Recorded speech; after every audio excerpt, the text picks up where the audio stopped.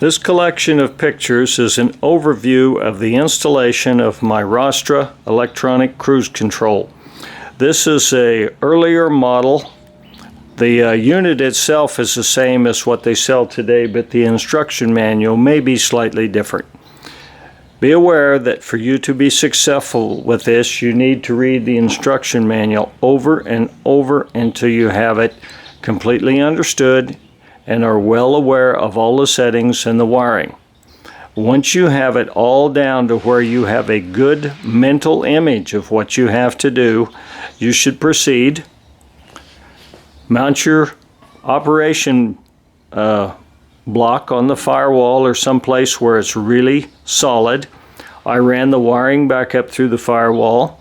You can see that I've got the cable looped where there's no sharp bends, and it's run over there and it's fastened very securely. Make sure that you've double checked and there's absolutely no way that that linkage can get hung up to where it hangs your throttle wide open.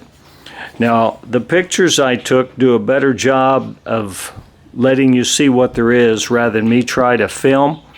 There's several different control pads they offer for this. This particular kit that I have came with a simple one that has the same settings of what most of your factory deal is.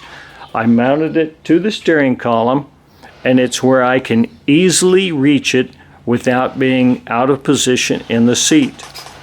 The wiring that goes down to the brake pedal, I used male to female double spade connectors. I like that better than cutting wires and splicing into them. You have a ground wire.